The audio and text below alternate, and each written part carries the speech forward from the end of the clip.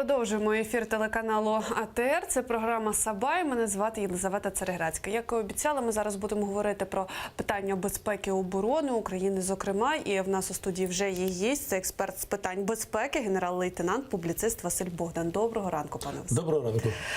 Власне, є декілька тем, про які ми будемо з вами сьогодні говорити, але почати я хочу з того, що Служба безпеки України нещодавно оприлюднила аудіозаписи телефонних переговорів між ватажком приватної військової компанії «Вагнера» Дмитром Уткіним і генералом Збройних сил Російської Федерації Євгеном Нікіфоровим. В нього ще позивний Тамбов. І відповідно на цих записах від 27 лютого 2015 року можна почути, як Уткін і Нікіфоров обговорюють висунення бойовиків і військової техніки «Вагнера» на бойові позиції. Давайте послухаємо пряму мову і потім обговоримо. Добре. По карте посмотришь, сейчас мы тебе все нарисуем. Предупреди своих ребят, чтобы никто не шмальнул в задницу моей мать, который будет стоять в лесопосадке, чтобы страха не было. Добро? Еще раз, что предупредить? Чтобы не стреляли. Они будут выдвигаться на рубеж. Слева в лесопосадке будут стоять танки, БМП, 7 танков, 5 БМП, 2 ВТР на огневом рубеже, как бы вот так. Я тебя попрошу, проинструктируй их, что не получилось так, что кто-то лупанет. Хорошо? Ладно, хорошо, я принял. Ну все, тогда в 6:30 у тебя будет зампотехмы. Вот с этим телефоном. Если что, звони. Хорошо, давай.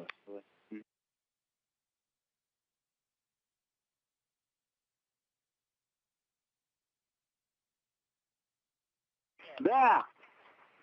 Алло, Дима, к тебе выехал куратор.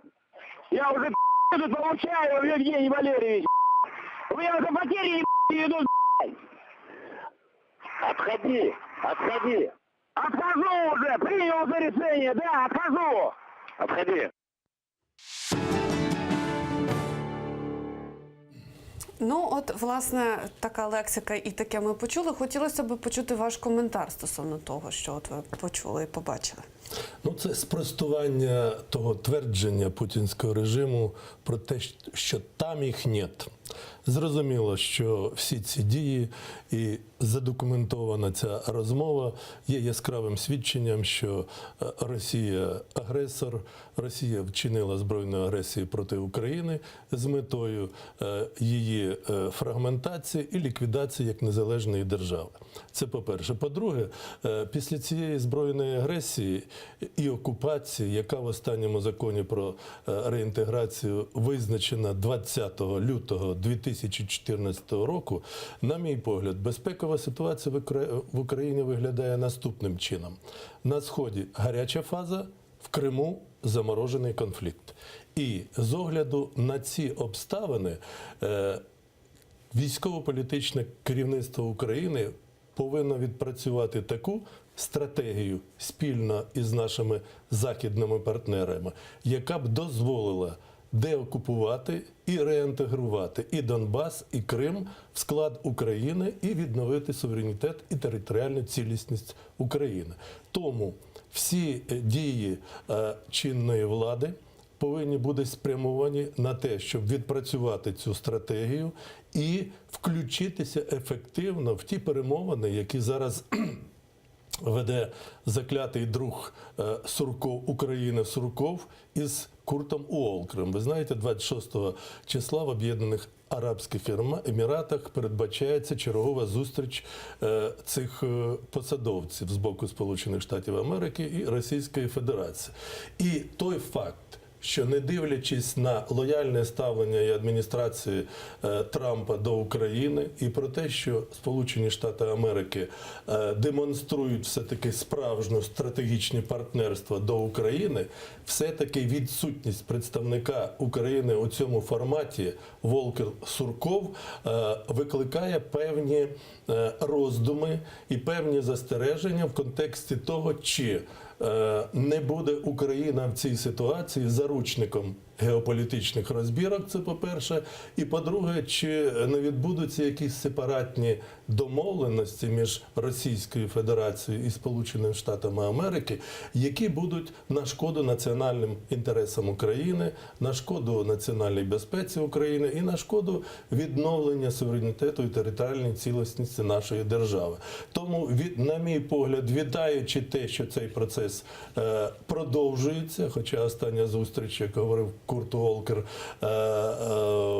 завершилась тим, що зроблено декілька кроків назад, але ті санкції, які діють, ті санкції, які очікуються, зокрема, з урахуванням цієї кремлівської доповіді, особливо, що стосується близького оточення і олігархів Російської Федерації, воно дає все-таки обережний оптимізм в напрямку того, що все-таки після президентських виборів в Російській Федерації Росія і путінський режим змушені будуть піти на відповідні кроки в напрямку врегулювання ситуації. І особливо після того, як ухвалений закон, і ми очікуємо, що його підпише президент після цього демаршу опозиційного блоку, постанову, я впевнений, вона не пройде, ту, яку вони там зареєстрували в Верховній Раді. Росія визнана уже де-юре, не тільки де-факто, а й де-юре, стороною конфлікту. І вона в цьому регіоні несе повну відповідальність і за людей, і за ситуацію. І з огляду на те, що на цей рік Генеральний секретар Організації Об'єднаних Націй проблему Україні вніс програму роботи Організації Об'єднаних Націй, чого до цього не робилося. Це є свідченням того, що попри всі проблеми, які існують з цією організацією міжнародною, світ реагує, і Росія змушена буде зважати на цю реакцію. Хоча, звичайно, сам закон, він не звільнить ні Донбас, ні Крим, але це ті перші кроки, як на мій погляд, в конструктивному напрямку, які можуть забезпечити оптимістичний прогноз для нашої країни. А як ви ставитеся до тих тез? Дуже багато експертів, аналітиків говорять про те, що насправді не схоже на те, що Російська Федерація збирається переходити в якусь активну дію, там, не знаю, до виборів президента. Зараз намагатимуться максимально заморозити конфлікт. Ну, заморозити конфлікт на Донбасі вони не зможуть. Пане Василю, зараз я вас дещо переб'ю, перепрошую, але давайте, в нас зараз з телефоном є речник штабу АТО Василь Лабай. Дізнаємось про ситуацію в зоні АТО. Пане Василю, ви чуєте нас? Так, доброго ранку. Доброго ранку. Розкажіть, будь ласка, власне, про те, що зараз відбувається в зоні проведення антитерористичної операції. Слід відзначити, що російське окупаційне угрупування впродовж минулої доби продовжували здійснювати вогневі провокації та застосовувати озброєння, яке мало бути відведеним від лінії розмежування на відповідній відстані. Більше того, ворог цинічно обстріляв не лише позиції Збройних сил України, але й стріляв у бік ними ж окупованих населених пунктів. На Луганщині противник випустив понад 10 мін калібру 120 мм по наших опорних пунктах в районі Троїцького. У Донецькій області бойовики активізувалися на Світлодарській дузі. Зокрема, близько 3 годин поспіль з невеликими перервами незаконні збройні формування зі 120 та 82 мм мінометів, а також гранатометів обстрілювали оборонні укріплення Збройних сил України неподалік населеного пункту Луганське. Також на Донеччині агресор застосував міномети калібру 82 мм по підрозділах наших довкола Новотроїцького. У цьому районі з метою провокаційних звинувачень сил антитерористичної операції російські найманці вели мінометний вогонь почергово то в бік наших опорних пунктів, то в бік інфраструктури тимчасово непідконтрольного українській владі до Кучаєвська. За непідтвердженими даними, внаслідок цього обстрілу є постраждалі серед місцевого цивільного населення на тимчасово окупованій території. Незаконні збройні формування вже другий день поспіль свідомо здійснюють провокації проти мирного населення. Такі цинічні дії окупаційних військ навмисно спрямовані на дискредитацію України та її Збройних сил. Крім того, цей факт засвідчує зацікавленість ворога в подальшому загостренні конфлікту. Загалом минулої доби противник 6 разів порушував режим тиші. Внаслідок одного з ворожих мінометних обстрілів, на жаль, загинув наш військовослужбовець. Друга половина минулої доби починаючи приблизно з 5:45 вчорашнього вечора, пройшла без порушень режиму припинення вогню. Режим тиші також зберігся, і з початку цієї доби станом на цей час не зафіксовано жодного обстрілу. Водночас ми не виключаємо подальших провокацій бойовиків, в тому числі проти цивільного місцевого населення по обидва боки лінії зіткнення, а також проти життєво важливих об'єктів інфраструктури на Донбасі. Мається на увазі лінії електропередач, газу, водопостачання, ну і таке інше. Така ситуація наразі. Я вас зрозуміла. Дуже вам дякую, пане Василю, що долучилися до нашого ефіру. Нагадаю, це Василь Лабай, речник штабу АТО, коментував ситуацію, яка наразі в зоні проведення антитерористичної операції. Спершу, ніж ми повернемося до того питання, яке ми вже почали обговорювати, хотіла би поцікавитися про наступне. Ну, от, власне, таке ми почули. Тобто обстріли тривають, мирне цивільне населення страждає, гинуть наші військовослужбовці, зокрема, от цієї доби це один військовослужбовець загинув, на жаль, гатять з мінометів і гранатометів, знову Світлодарська дуга і так далі. На вашу думку, і ви зазначали про те, що потребує зараз країна реальної деокупації, реінтеграції. Ваша оцінка дій влади і наскільки правильно чинить керівництво держави, наскільки послідовне, наскільки ефективні дії і методи провадить? З цього приводу я хотів би наголосити на наступному. Загальновідомий факт, що ми маємо справу з гібридною війною, яку проти нас розв'язала Російська Федерація. Де юре вони не визнають себе агресором і окупантом, і нещодавно про це заявили, в тому числі і на Радбезі Російської Федерації. Але, на мій погляд, у зв'язку з цим вище військово-політичне керівництво країни і держава загалом має певні особливості враховувати цього статусу гібридної війни. І з огляду на те, що як такої де юре війни не оголошено проти України, і дії очевидно, повинні бути спрямовані в тому напрямку, щоб не дати підстав ні світовій спільноті, ні тим більше Російській Федерації, якимось чином звинувачити Україну, що вона розв'язує війну, є ініціатором і так далі, і так далі. Це перше. По-друге, звичайно, на мій погляд, те, що ми 4 роки очікували і відпрацьовували відповідну концепцію, стратегію, вели дискусії навколо того, яким повинен бути закон і чи він повинен бути. І потім чіплялися за цей закон про особливий статус окремих територій Донецької і Луганської областей і вчергове його пролонгували.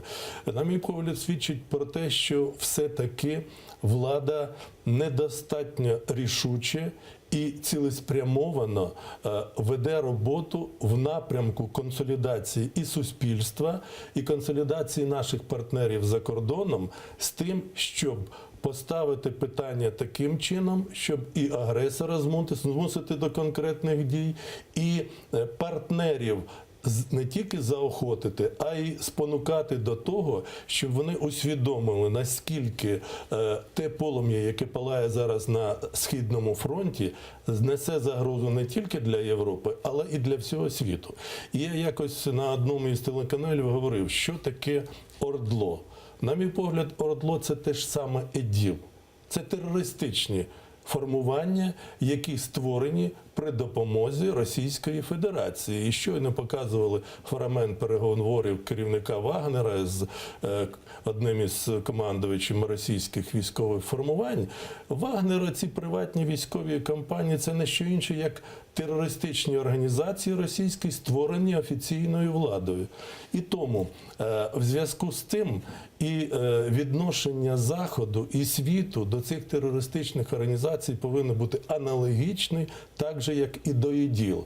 Окрім того, що треба ефективніше, цілеспрямованіше пропрацьовувати миротворчу операцію Організації Об'єднаних Націй з відповідним форматом і змушувати Росію йти на це, я думаю, що вже Заходу і Україні потрібно думати і про те, щоб створити відповідну військову коаліцію для того, щоб змусити, як кажуть, стратегією примушування до миру ці терористичні організації скласти зброю і звільнити територію України. І те, що зараз в якійсь мірі в Сполучених Штатах Америки повертається до стратегії Рейгана мир через силу, як ми знаємо з вами, і це, в принципі, сприймається позитивно світовою спільнотою. І те, що в щойно ухваленій стратегії національної оборонній стратегії Сполучених Штатів Америки чітко визначаються ті загрози з боку, зокрема, Російської Федерації для національної безпеки Сполучених Штатів Америки, дає, як на мене, обережний оптиміст в тому, що врешті-решт від стратегії стримування Захід перейде до стратегії примушування до миру Російської Федерації, відповідно, військово-політичними, тобто політико-дипломатичними методами, а згодом, можливо, і застосуванням якихось військових засобів. Тому що в ситуації, яка складається, світ прекрасно усвідомив, що Росія розуміє тільки мову сили.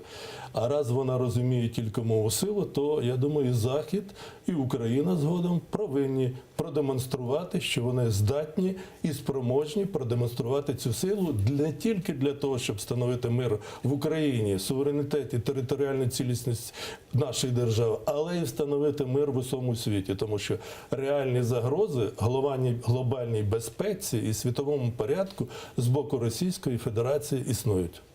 Ви порівняли ОРДЛО і ІДІЛ в тому контексті, що вони також терористи. Зокрема, чому в новому законі не закріплений статус так званих ДНР, ЛНР як терористичних організацій? Ну, з огляду на те, що фактично вже встановлено і задокументовано присутність там військового контингенту Російської Федерації раз, з огляду на те, що практично всі структури так званих ОРДЛО, вони і куруються, і там інтегрований їх склад російські посадовці, дещо картина змінилася в цьому контексті. І тому, з огляду на те, що ми визнаємо ці території окупованими Російською Федерацією внаслідок збройної агресії, то, значить, ми переходимо до нової термінології і до нових визначень того стану, який там є. І, як на мене, це більше має такий впливовий і ефективний характер для міжнародно-правових заходів України і світової спільноти стосовно Російської Федерації. Тому що, не дивлячись там на певні проблеми і потім на певні спекуляції і маніпуляції певних опонентів, особливо лобістських структур Російської Федерації в Україні і на Заході, цей закон розставляє багато точок над «і». І саме головне, і в історичній ретроспективі він перше визначає Росію агресором і окупантом, і в зв'язку з цим спонукає Росію врешті-решт визначатися, не дивлячись на те, як би вона не хотіла відкинути ці звинувачення і України, і світової спільноти. Тому цей новий етап, він і демонструє нову якість того, що там складається, і він дає певні, як на мене, перспективи для міжнародно-правових заходів стосовно російського агресора. Я вас зрозуміла. Ну, насправді, моя суб'єктивна думка про те, що добре, ми визнали окупантом, але мені здається, що навіть на міжнародних майданчиках набагато легше було би боротися. Це був би ще один такий важіль впливу, якби вони були не просто окупантами, а ще й, зокрема, терористами. І можна було використовувати цю термінологію в подальшому і в судах, і так далі. Але, власне, хочу ще просто встигнути, не так багато в нас часу, хочу встигнути вас попитати про наступне. Таке повідомлення про те, що у Сполучених Штатах Америки вирішили вивчити інфраструктуру 5 країн Європи, зокрема України, Білорусі, Молдови, Фінляндії та Польщі, саме на предмет готовності промисловості до умов воєнного часу і надзвичайних ситуацій. Тобто це саме логістика, те, як швидко можна буде відправляти там товари, продукти харчування, якісь навіть матеріали, там будівельні і так далі. От про що це говорить, на вашу думку? Це є певний такий сигнал до чогось, чи це, не знаю, якась, можливо, планова перевірка? Безумовно, я з вами згоден, що це сигнал. Логіка безпекових процесів і в глобальному вимірі, і в регіональному, і те, що стосується України, засвідчує, що загроза чергової ескалації і стосовно України, і стосовно окремих європейських країн з боку Російської Федерації, вона не зникла. І як ви пам'ятаєте, нещодавно один безпілотник важкий і літак Військово-морських сил України облітав недалеко кордонів Криму і певних територій України. Це розвідувальні судна військові, які вивчали поза всяким сумнівом ситуацію, яка там складається, і засоби радіоелектронної боротьби, які там є, і які там озброєння, і їх оснащення, і їх можливості, і так далі, і так далі. І те, що нещодавно буквально Молдова офіційно оголосила про те, що вона буде пред'являти в міжнародних судових інстанцій іски, позови до Російської Федерації стосовно Придністров'я, свідчить про те, що ця країна, не дивлячись на те, хто там президент, теж включається в процес відстоювання і відтворення свого суверенітету. А з огляду на це, я думаю, що на Заході прогнозують і ситуацію таким чином, що Росія може якимось чином мобілізуватися і здійснити чергові кроки в напрямку збройної експансії в певних напрямках. Тому ці дії, як на мене, є логічними і спрямовані не тільки на вивчення ситуації, а перш за все на попередження, а в разі виникнення якихось чергових збройних конфліктів і ефективної протидії уже у складі відповідних коаліцій, структур і так далі, і так далі. Ну, а те, що нещодавно прийшла інформація по Білорусі, що вони зміцнюють кордон з Україною, зайве свідчення того, що союзна держава існує, що вони йдуть в одній упряжці, Російська Федерація і Білорусь, і що попри всякі запевнення президента Білорусі про те, що ніяких претензій до України, а тим паче намірів щодо збройної агресії відносно України немає, я не повністю довіряю цим заявам, тому що в разі якоїсь ескалації режим Білорусі піде у фарватері путінського режиму і здійснює все те, на чому буде настоювати Путін. Зокрема, от дуже добре, що ви згадали саме про сторону, про Білорусь, яка також посилює, укріплює свої кордони, принаймні в охоронному сенсі. Дуже все цікаво йде в паралелі з перемовинами відповідних країн, тому що президент Казахстану, наприклад, Назарбаєв, вів перемовини з президентом США Трампом, після чого Назарбаєв говорив вже з Путіним телефоном і подекують, що говорили також, зокрема, і про Україну. Тобто, нібито велися перемовини стосовно перенесення майданчику у Мінську, стосовно перемовин, але ж всі прекрасно розуміють, що напевно, що тут є якісь зв'язки, якісь пов'язані між собою факти. Чи ви так не вважаєте? Ну, я особисто на деяких каналах висловлював і в своїй статті в одній написав про те, що перемовини в Мінську в тристоронньому форматі і зустрічі Волкера з Сурковим у Білграді, столиці Сербії, яка є фактично сателітом Російської Федерації, це обставини, які працюють на Росію. І ці обставини, безумовно, сприяють формуванню певних позицій і вразливості української позиції. Хоча багато хто говорить про те, що неважливо, де відбуваються переговори, головне, щоб була їхня ефективність. Але, як на мене, все-таки, мабуть, десь хтось почув і отакі судження, які я вам висловив. Тому і остання зустріч буде Волкера з Сурковим в Об'єднаних Арабських Еміратах, в тій країні, яка, в принципі, нейтральна фактично і де юре стосовно і того, і іншого Я вас партнера, і зрозуміла. так далі, і так далі. Тому все-таки головне, безумовно, це результат, але обставини, в яких відбуваються ці події, теж повинні бути сприятливими для України і не створювати проблеми. Тому що українська Я вас сторона в зрозуміла. Мінську, вона фактично в телевізорі Путіна. Там все обставлено таким чином спецслужбами зрозуміло Росії і стосовно Білорусі, що Мінську. дуже важко там проводити таємні переговори. Пане Василю, я перепрошую, так, вже ми вимушені вас перебивати, Так. але сплив наш час ефіру. Експерт з питань безпеки, генерал-лейтенант, публіцист Василь Богдан був з нами в ефірі. Дивіться телеканал АТР, ефір триває, без Крим, Сербія Слією, Чон Чалишамас. Будьте з нами.